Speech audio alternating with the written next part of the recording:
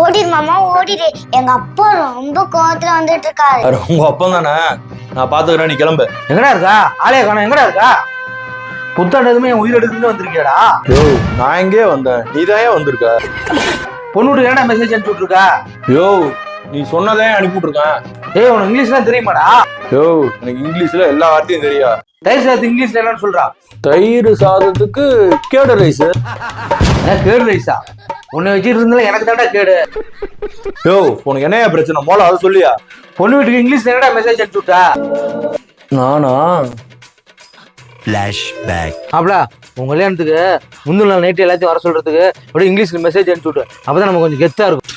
யோ மாமா, இங்கிலீஷ் தானே மாமா, மாப்பிள்ள கில்லாடி மாமா. இப்ப பாரு, everybody come on marriage first night அனுப்பிவிட்டேன்.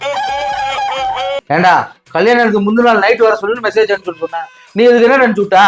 ஏண்டா ஃபர்ஸ்ட் நைட் அவங்களும் வந்துட்டா நீ எங்கடா போவ? யோ, இதுல இப்படி ஒரு இடத்த இருக்காயா?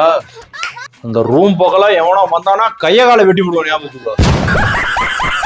உனக்கு எதுக்குடா இந்த பந்தா வேலை? இங்கிலீஷ் தெரிஞ்சா பண்ணு, இல்லைன்னா தமிழ்லயே பண்ணிட்டு போடா.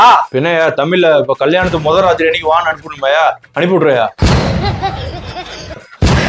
ஏண்டா உனக்கு இங்கிலீஷ்ல தான் மெசேஜ் பண்ண தெரியாதுன்னு நினைச்சேன், ஆனா தமிழ்லையும் தெரியாதா? விளங்கிட்டு விடா போடா.